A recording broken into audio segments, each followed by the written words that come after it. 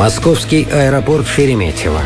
Сквозь толпу пассажиров незаметно проходит высокий мужчина в кепке и темных очках. Он направляется к стойке регистрации. Протягивает паспорт. Сотрудники аэропорта сразу узнают в нем Витаса, певца, который 20 лет назад наделал много шума своей оперой номер 2.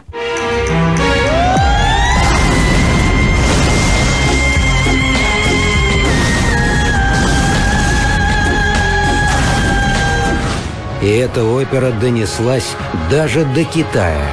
Там его именуют не иначе, как национальный герой.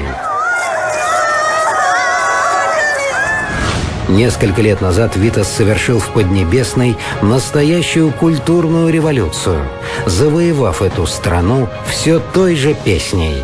Впервые в Китай мы приехали в 2006 году. Я спел песню «Опера номер 2».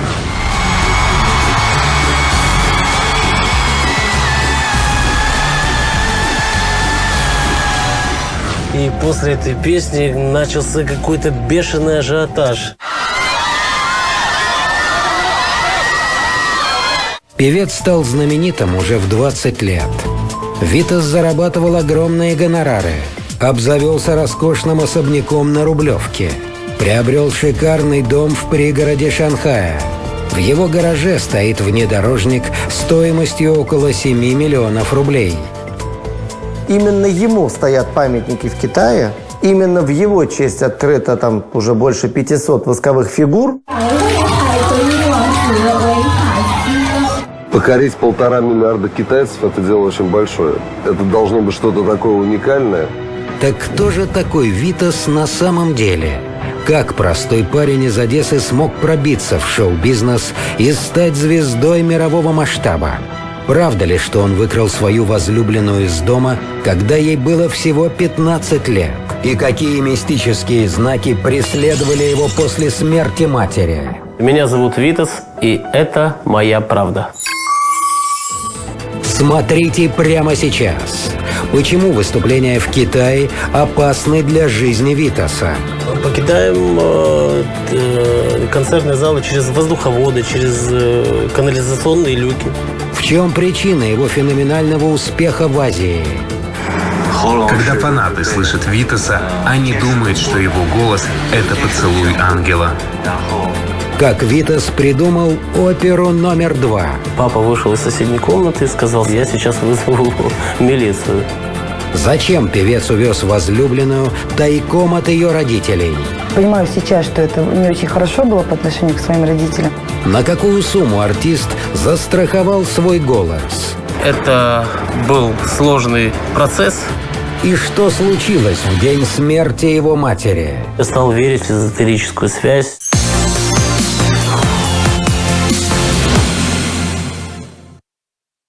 Прямо сейчас из этого номера мы стартуем на конкурс «Мисс Мира 2019».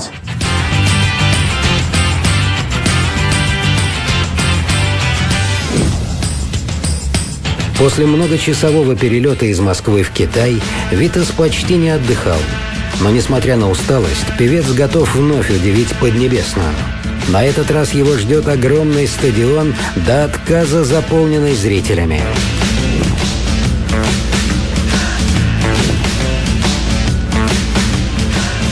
Не исключено, что большая часть придет посмотреть вовсе не на красавец, а на своего кумира из России. Он тем временем садится в комфортный минивэн и отправляется на площадку. На всем пути певца сопровождает спецназ. Китайцы берегут Витаса как первое лицо государства. Здесь около 2-2,5 тысяч спецназовцев в обязательном порядке охраняют мои сольные концерты. Потому что, вы же понимаете, каждый хочет оторвать от Витаса какую-то часть, там, стразинку, либо пуговичку себе на память. Я понимаю эту любовь, но это действительно бывает очень опасная история. На каждом выступлении Витаса готовы разорвать на части обезумевшие от любви фанаты. Они караулят певца повсюду, блокируют выходы. Артиста зачастую экстренно приходится искать пути спасения. Покидаем концертные залы через воздуховоды, через канализационные люки, чтобы поклонники и почитатели моего творчества не видели, в какую машину и когда по времени сядет Витас. Вот и на этот раз, как только Витас выходит из машины, его окружают поклонницы. Позабыв о конкурсе, красавицы набрасываются на певца в попытках сделать памятное селфи. В дело вступает охрана. Витаса вырывают из рук девушек и сопровождают в гримерку, где он спокойно может подготовиться к выступлению. А тысячи зрителей на стадионе отсчитывают минуты до появления артиста на сцене. Сейчас это уже культовый певец в Китае, который выступает на главных концертах страны. Вот буквально 70-летие Китайской Народной Республики, главный президентский концерт, который смотрят все, и у которого высочайшие занебесные рейтинги. И Витас один из тех, которых должен быть на этом концерте и пел под громкие аплодисменты президента и его окружения. Когда сама это увидела, конечно, я была в шоке, что на родине не так, наверное, любят, как там. Там просто это что-то, это какой-то, как Майкл Джексон, можно сказать, там просто восторг. Лишь одно выступление Витаса в Китае может собрать до 200 тысяч зрителей. Его фан-клуб в республике насчитывает свыше 1 миллиона поклонников. Российскому поп-идолу там даже посвящают скульптуры. Вот одна из них. Обнаженный артист играет на аккордеоне и, по всей видимости, исполняет свою знаменитую песню. На его шее видны жабры, а голос Витаса китайцы и вовсе считают целебным. На концерты даже приходят с бутылками воды, чтобы она зарядилась энергией от его пения. Китай любят мистику, Китай любят мифическое, и они ощущают, может быть, больше то, что не ощущаем мы. И они ощутили в нем светлого, они ощутили в нем чистого, они ощутили в нем какого-то принца. Когда фанаты слышат Витаса, они думают, что его голос – это поцелуй ангела. Певец не только желанный гость на китайском телевидении, но и звезда местного кинематографа. Поздравляю. Спасибо. Иман Ханпан. В 2009 году он появился в историческом боевике «Мулан». Съемки в этом фильме были не самыми простыми. Мы попали в песчаную бурю. Это действительно очень страшная история. Когда весь павильон, который был сделан прямо в пустыне, снесло. Меня поразила тогда работоспособность и дисциплинированность китайцев, когда они ровно за 2,5 часа восстановили весь этот павильон. Вы все можете представить? Это просто удивительно было. Артист сыграл в фильме бродячего музыканта Гуде, которого удерживает в заложниках одно из воюющих племен. Повелитель, я почистил вашу корону. Куда? Останься и служи мне. После успеха «Мулан» предложения о съемках от китайских кинематографистов посыпались на певца. Есть фильм «Великое дело строительства партии». Это фильм про коммунизм, про строительство коммунистической партии Китайской Народной Республики, где Витасу доверили сыграть роль русского такого патриота, коммуниста, который помогал в этом хорошем деле во времена гражданской войны. Великолепно. Вы сможете подать заявление. «Стань звездой» — это такой фильм про Витаса, прям фильм конкретно про Витаса, где он играет самого себя. Такая звезда, которая приезжает в Китай, которая там шаг за шагом добивается вот этого абсолютного успеха и переворачивает автобусы. Для Китая я считаю, что он вообще очень харизматичный, плюс у него есть фишка, у него есть колпак. Вот. Ну, естественно, это вот этот вот его голос, да, который, в принципе, с ног сшибает, да, воду заряжает, он влияет на многих людей очень положительным образом. В чем же секрет китайского чуда Витаса? Как ему удалось завоевать музыкальный рынок Поднебесной? Витас, или как его зовут на самом деле Виталий Грачев, родился и вырос на Молдаванке, легендарном и очень криминальном районе Одессы. Я очень нестандартный был житель Молдаванки, потому что район такой, так скажем, не очень творческий. Очень много разных национальностей, очень такой насыщенный колорит этого района. Но я вам хочу сказать, что я с детства выбрал для себя тропу под названием творчество. В 8 лет я впервые выступил в ночном клубе с номером пародии на Майкла Джексона. Значит, в 8 лет я уже стал зарабатывать деньги. И на протяжении всей своей жизни в этом районе я танцевал, занимался творчеством и был такой, знаете, белой вороной. Мама Виталика Лиля, она сама по профессии художник-модельер была. Она старалась, чтобы он выглядел супер, всегда подбирала ему одежду, там, обувь. Он выглядел действительно белой вороной. Майкл Джексон был кумиром юноши. Дорогостоящие клипы американского артиста мысленно уносили Витаса в другой мир, где не было проблем и где он чувствовал себя органично. Ведь он хотел также петь и танцевать, и также прославиться на весь мир. В своей одежде Виталий старался копировать стиль Джексона. Местная ребятня посмеивалась над парнем, щеголяющим по улицам в экстравагантных костюмах, а учителя даже выгоняли его из школы. Меня несколько раз исключали из школы за то, что я приходил в костюме Майкла Джексона в класс, на уроки. Представляете, да, приходит человек в костюме Майкла Джексона, в коротеньких штанишках, в белых носочках там, и в шляпе на урок математики. С детства он сам себя считал белой вороной. Так сильно отличалось его восприятие мира от того, что требовали и ждали от него окружающие. Единственной отдушиной для мальчика была музыка.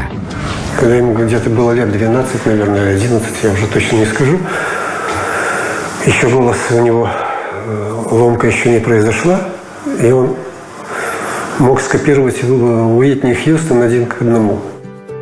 Первым на способности Виталия обратил внимание дедушка, Аркадий Давыдович.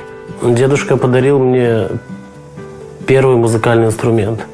Он положил на пол, получается, положил барабан, машинку какую-то и аккордеон. Я взял аккордеон, и ровно через 2 дня я уже стал подбирать какие-то произведения.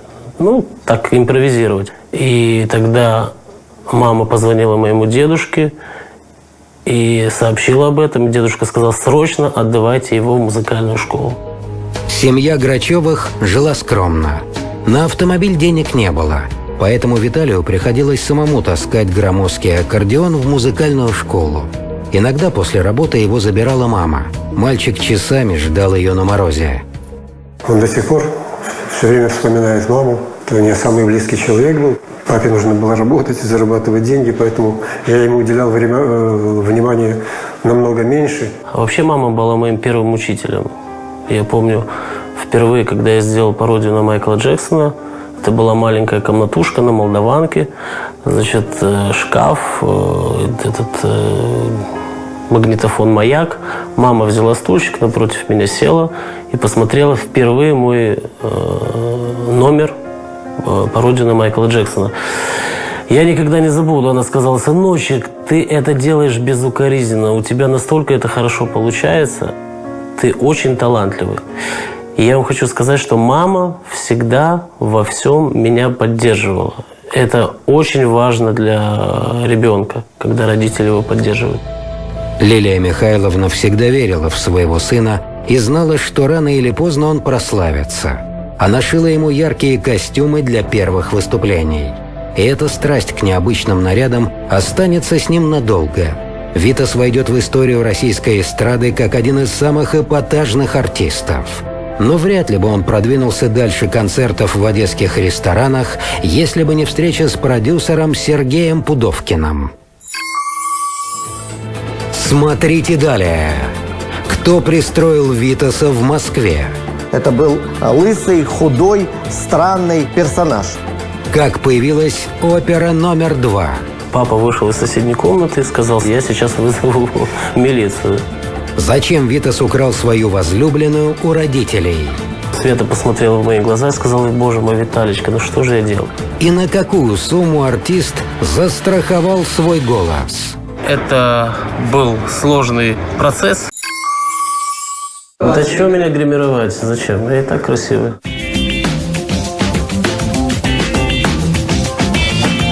Это гримерка театра российской армии. До выхода на сцену совсем немного времени. Витас старается не забывать о родной публике, несмотря на то, что концерты в Китае приносят гораздо больше денег. Но сегодня артист чувствует себя плохо. У него поднялась высокая температура. Выступление под угрозой срыва. Я вообще считаю, что температура артиста должна быть на несколько градусов выше, чем температура зрителей, которые находятся в зале. Только таким образом можно заниматься настоящим творчеством. Вот так, почти без сил, Витас выходит к зрителям. Отменять концерты не в правилах артиста. За свою карьеру он не сорвал ни одного выступления.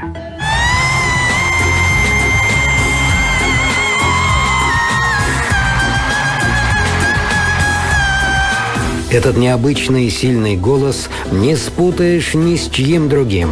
Вот и Сергей Пудовкин до сих пор помнит день, когда услышал его впервые.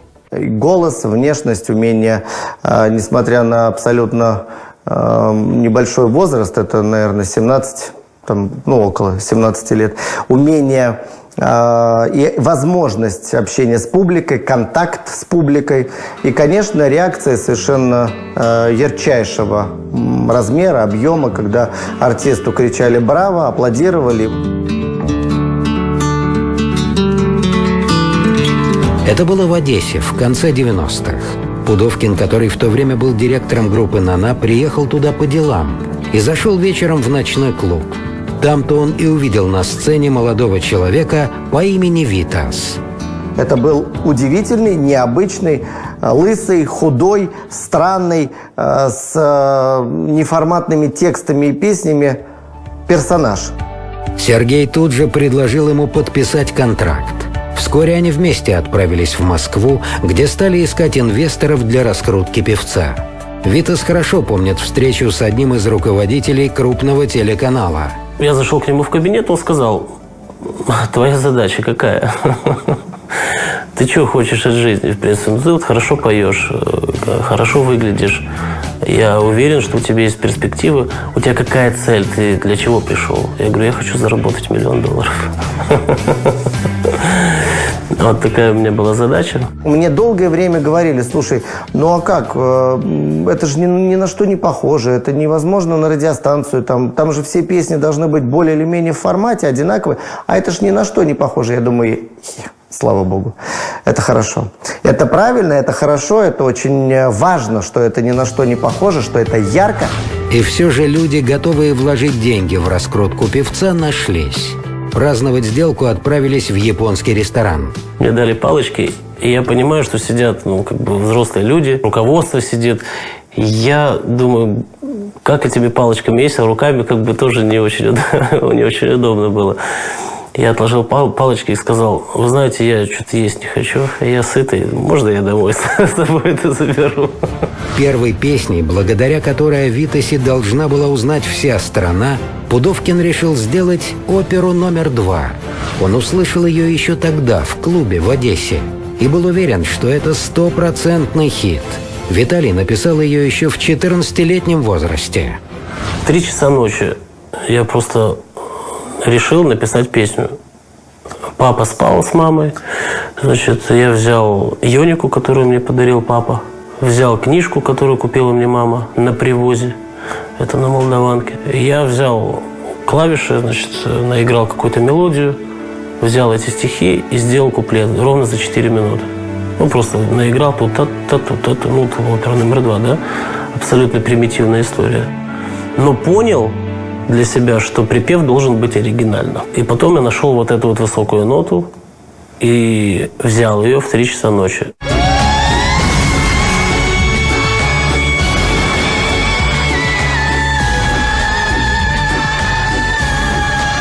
Папа вышел из соседней комнаты и сказал: сынок, если ты не прекратишь визжать, я сейчас вызову милицию. А соседи, вы знаете, на Молдаванке не любят. Они мне сказали, что у тебя за придурок, который в такое время поет. Я сказал: папа, ты ничего не понимаешь. Эта песня станет известной во всем мире. Парень не ошибся. Через несколько лет эта песня покорит сердца слушателей в Китае, Бразилии, США. Но это будет потом. А тогда продюсер «Витаса» Сергей Пудовкин искал талантливого режиссера, который смог бы снять для столь необычной песни подходящий клип. Одним из самых популярных клипмейкеров в стране на тот момент был Юрий Грымов. Я помню, я пришел на съемки, разделся догола, и мне нужно было в 14-градусную воду окунуться и под водой что-то там петь. Снимали мы в Москве, снимали мы 3 или 4 дня. Было весело, было хорошо, креативно, и было понятно, что это успех. Дом мой достроен, но я в нем один. Хлопнула дверь за спиной. Ветер осенний стучится в окно, плачет опять надо мной. Такой оголенный нерв. Это был не человек, а оголенный нерв с жабрами. Все это было настолько креативно, настолько интересно, просто придумано. И что-то магическое, что-то было в ней заложено вот в этом образе. Именно в этом клипе Витас впервые появился с жабрами на шее. И с тех пор долгое время многие верили, что певец чуть ли не инопланетянин. А продюсер еще больше подогревал интерес к артисту, создавая вокруг него атмосферу мистики и загадки. Мне позвонила одна дама и говорит: Сергей, слушай, вот ты же сейчас с Витасом работаешь, скажи, пожалуйста, а у него, он может там под водой дышать, там все? Я говорю: в смысле? У него же жабры там. Я вдруг понял, что подавляющее большинство и огромная часть нашего населения, причем многие из них интеллектуально не ущербные, искренне верят, что у Витаса есть жабры. Когда он только появился, когда был резкий взлет, он ни с кем не общался, ходил с охраной, и вообще вот он не давал интервью. И вообще никто не знал, умеет ли он говорить или нет. Я после концерта вышел на улицу, стоят 2 девушки, кепочку одел, очки, они меня не узнали, я стою.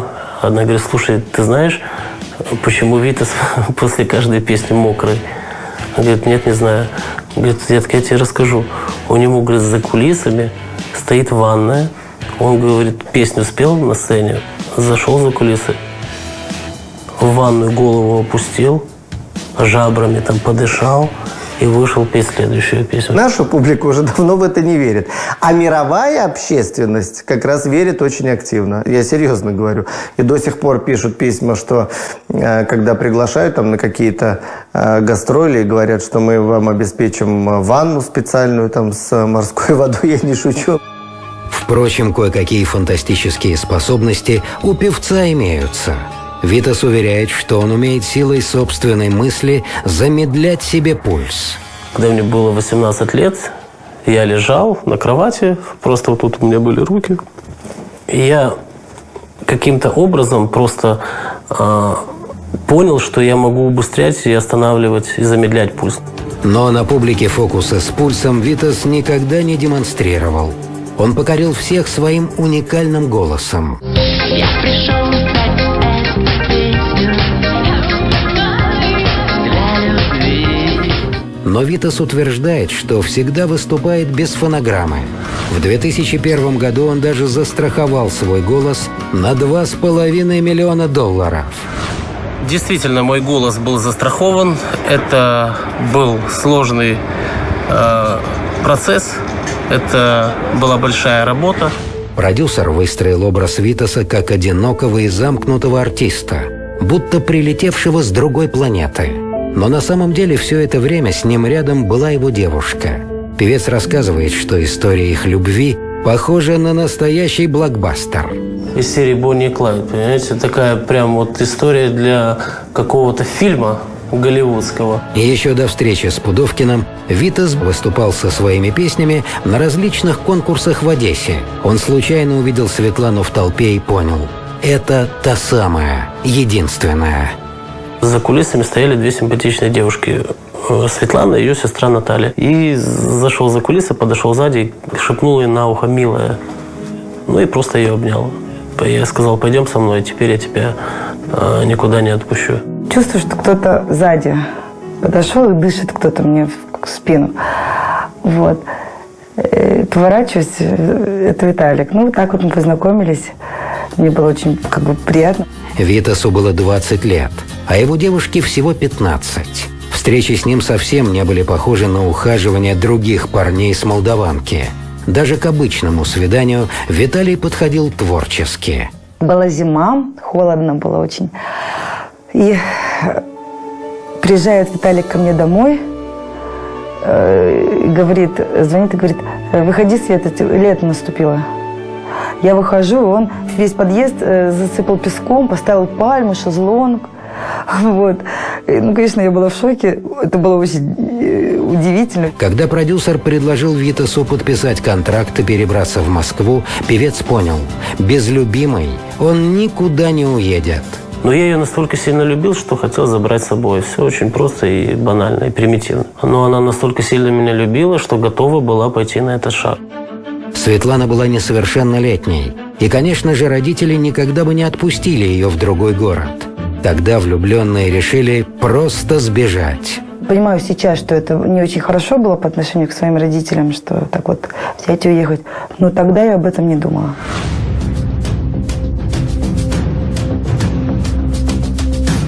Молодой человек подготовился к побегу. В день отъезда он обрезал у себя в квартире телефонные провода. Это было сделано на тот случай, чтобы мать Светланы, кинувшись искать пропавшую дочь, не дозвонилась до матери Виталия, которая была в курсе, что сын уезжает в Москву. Влюбленные встретились в условленном месте, вызвали такси, доехали до вокзала и сели в поезд.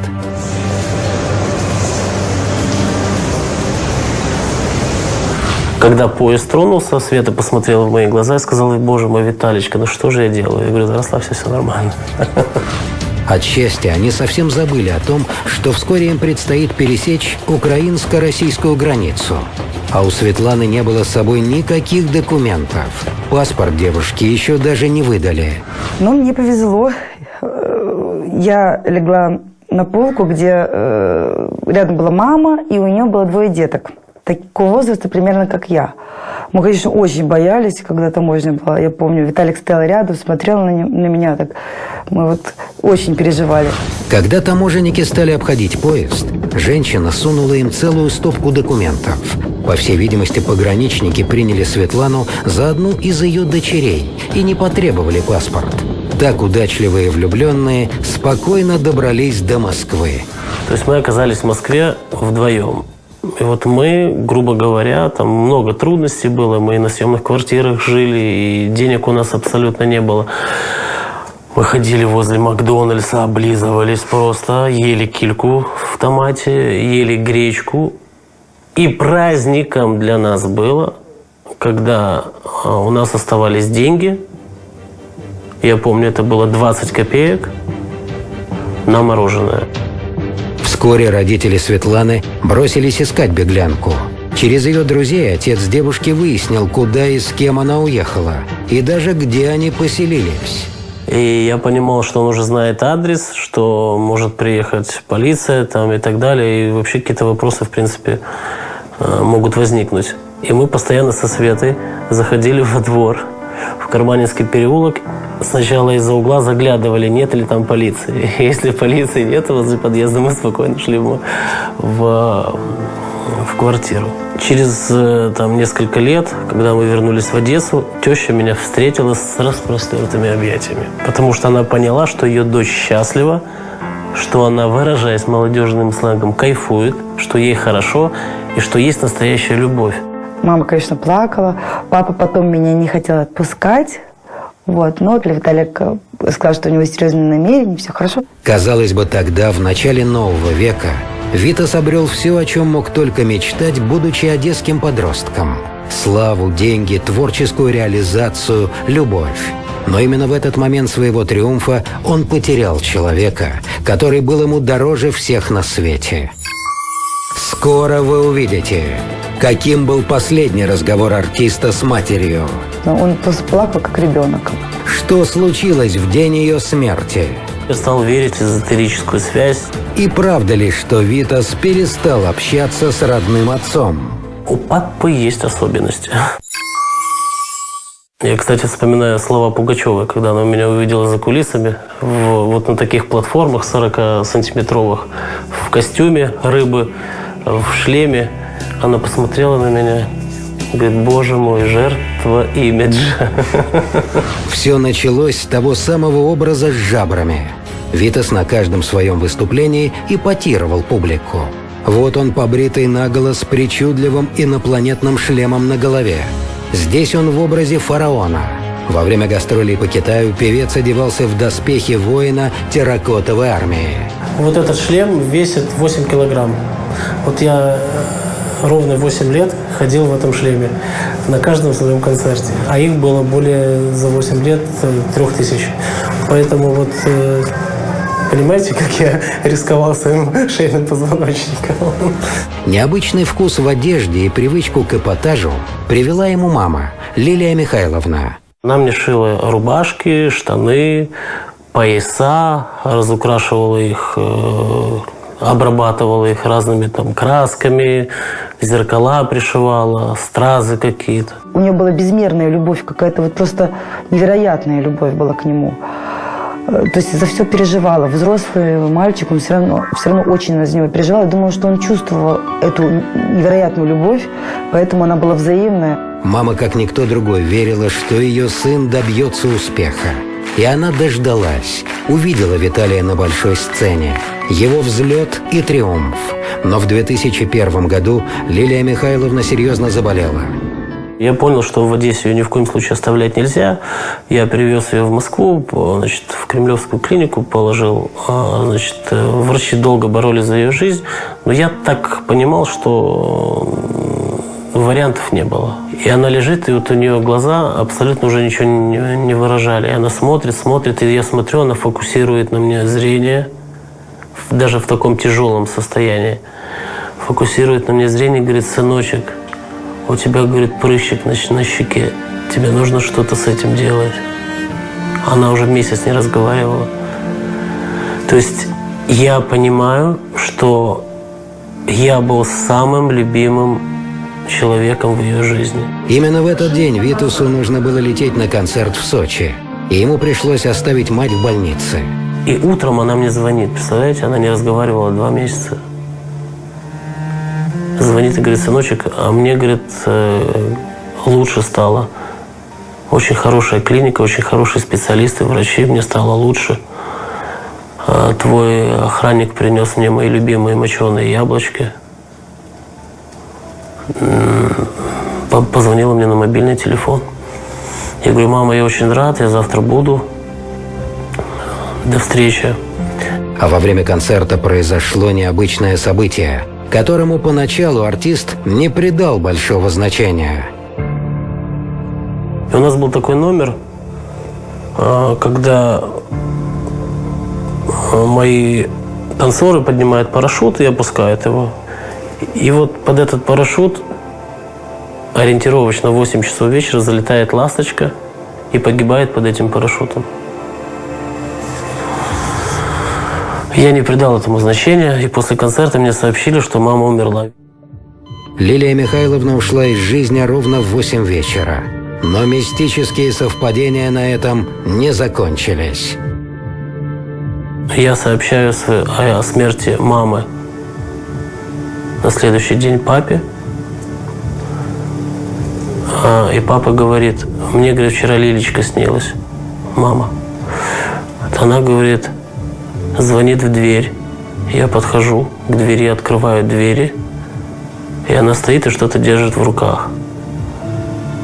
И папа спрашивает: «А что ты держишь в руках?» Мама открывает ладони, а там ласточка. И с тех пор я стал верить в какую-то, знаете, вот эзотерическую связь, что есть какие-то знаки, что-то существует, и на это нужно обращать внимание. Смерть матери стала для Витаса настоящим потрясением. Она всегда была рядом с ним, понимала его лучше всех, всегда поддерживала и никогда не осуждала. Особенно тяжело певцу было осознавать, что мама так и не дождалась, когда у него родятся дети. Когда уже были мы на кладбище, тогда, конечно, он плакал как ребенок. Вот это не смог он уже сдержаться, и он плакал просто как ребенок маленький. Он очень любил маму, мама любила его. И он даже до сих пор, когда приезжает на кладбище, не может сдержать слез. Чтобы пережить эту трагедию, певец отправился в Тибет, побыть наедине с собой. А после этой поездки Витас выпустил 2 альбома, которые посвятил маме.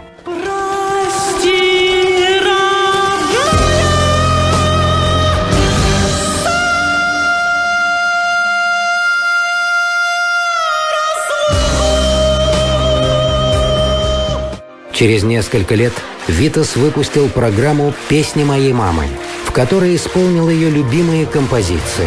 Будет утро завтрашнего дня.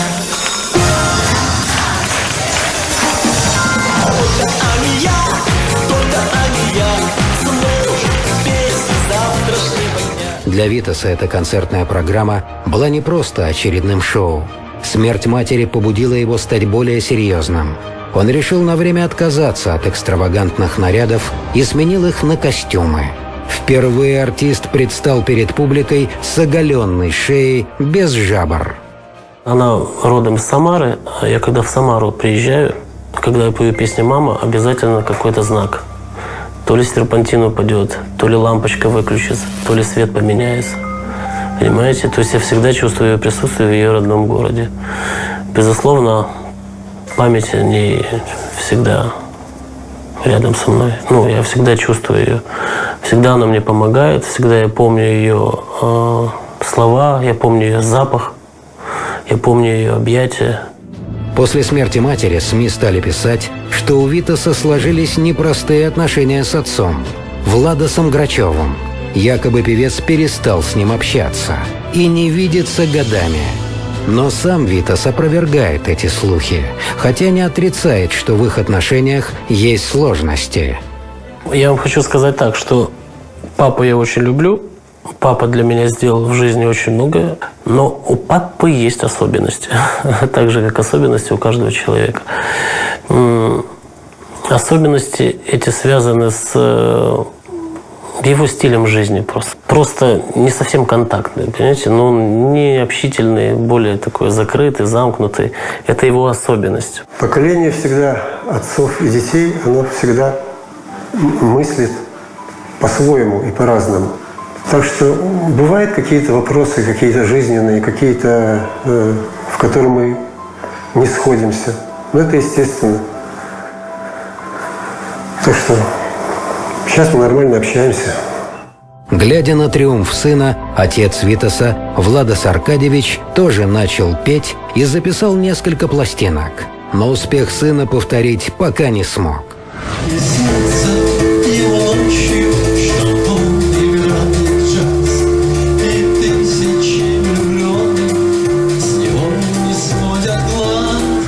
Тем временем сам Витас, покорив Россию и Китай, нацелился на мировую сцену. У артиста появились миллионы поклонников по всей планете. Скоро мы покажем, как артист сумел покорить европейских зрителей. Для меня было большой честью работать с ним. Чем прославилась родная дочь Витаса? Я понял, что в этом что-то есть, что есть талант. И для чего певец несколько дней сидел под землей в темноте? И туда только еду спускали. На этом видео большой фестиваль электронной музыки в Брюсселе. Сотни тысяч зрителей, огромная сцена, воздушный шар, летящий над толпой. Шоу снимают десятки камер.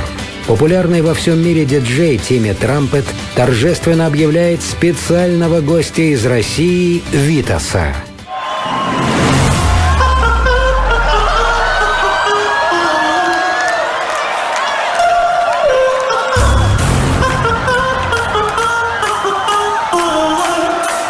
Популярность Витаса на Западе началась внезапно. Еще в 2001 году он снял нестандартный клип на песню «Седьмой элемент». В России причудливая композиция хитом не стала.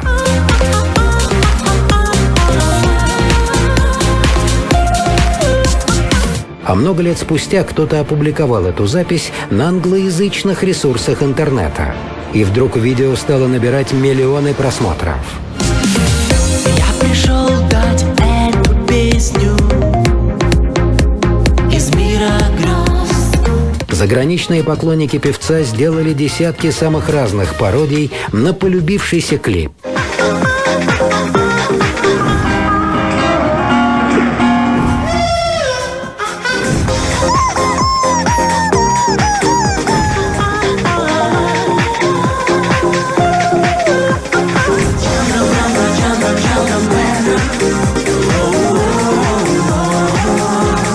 Когда люди одевают вот эти вот шапочки из фольги и говорят, что у нас хорошее настроение от этих шапочек, поднимается настроение, вернее, и мы защищаемся еще параллельно от Wi-Fi, от излучений, я понимаю, что мое творчество не бесполезно в этом мире.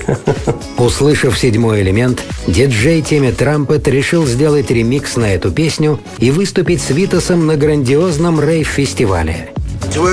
Работу с Витасом на вечеринке Tomorrowland можно сравнить с исполнением сумасшедшей мечты, потому что трудно представить себе, что тебе вот так просто может повезти встретить Витаса, человека из самого вирусного из всех возможных роликов за всю историю человечества. И сегодня Витас продолжает выпускать оригинальные клипы. Кто знает, быть может, один из них станет не меньшим хитом, чем опера номер 2 или седьмой элемент. Так, например, в видео на песню «Делала» он сам выступил как режиссер и оператор.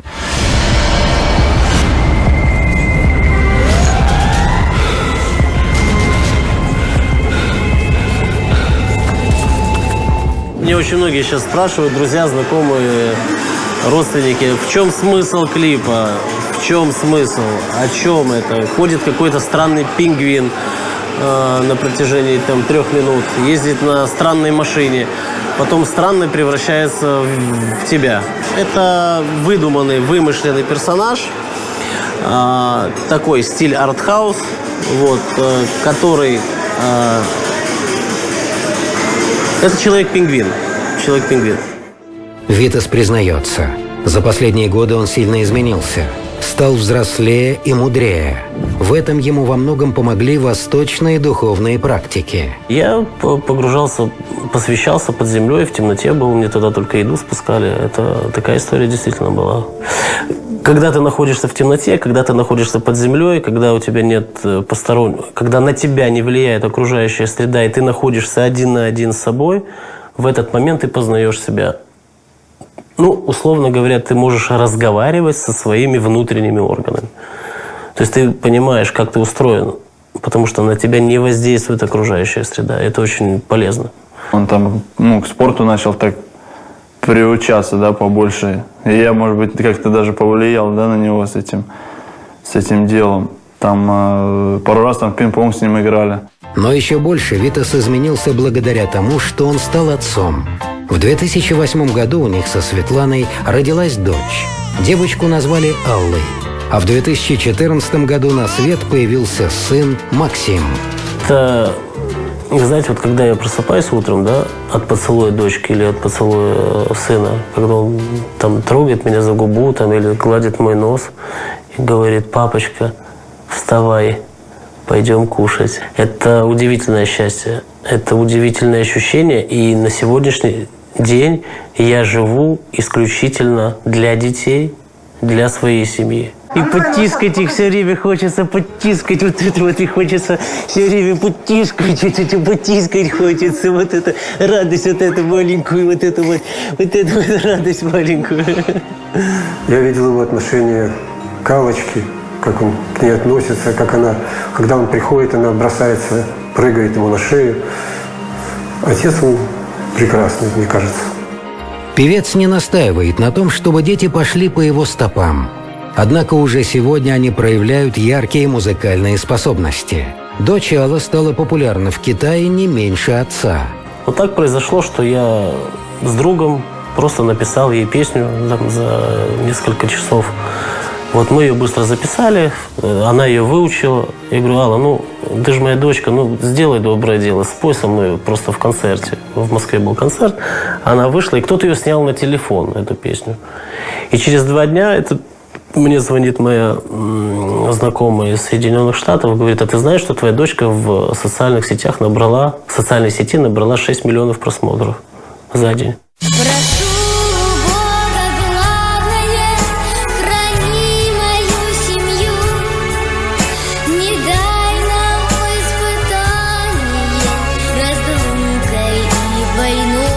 Я, конечно, не поверил. То есть кто-то снял ее на телефон, выложил это видео, и она набрала 6 миллионов просмотров. Я думаю, у меня таких цифр за день нет. Я понял, что в этом что-то есть, что есть талант, и нужно в этом направлении развиваться. Она несколько раз исполнила свою песню, эту песню в Китае. Посыпалось море предложений. Сейчас ее приглашают сниматься в китайский фильм. В принудительном порядке заставляют ее учить китайский язык. Максим, которому всего 5 лет, старается не отставать от сестры. 2 недели назад взял микрофон и спел песню. Причем он стал в ноты попадать. Вы себе можете представить? Я предполагаю, что в будущем, может быть, и по моим стопам пойдет тоже. С сестрой, может быть, какой-то дуэт запишет.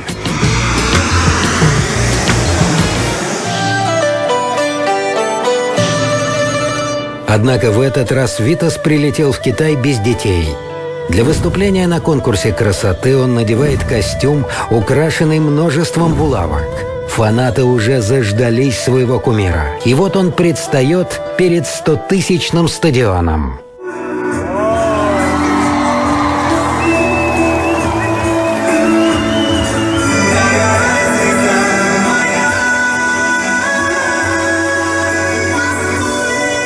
Он исполняет свои главные хиты.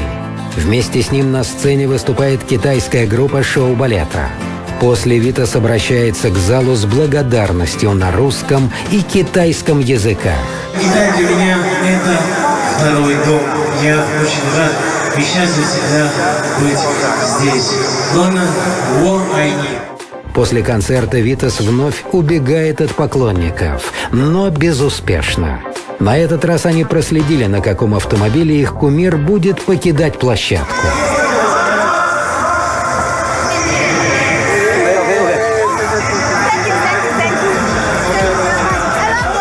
А на следующее утро Витас улетел из Китая дальше в тур. Гастроли артиста с успехом проходят не только в Поднебесной, но и в Японии, Корее, Бразилии, США. Кажется, певец всерьез намерен завоевать всю планету. Нет ни одного российского артиста, как бы мы ни относились к Витасу. Можно его любить, не любить. Вот, честно говоря, нам от этого ни жарко, ни холодно. Но то, что именно ему стоят памятники в Китае, именно в его честь открыто там уже больше 500 восковых фигур, не только в Китае, в Индонезии, в Японии, в Корее. Сейчас в Бразилии будет, во Франции будет, в Германии будет.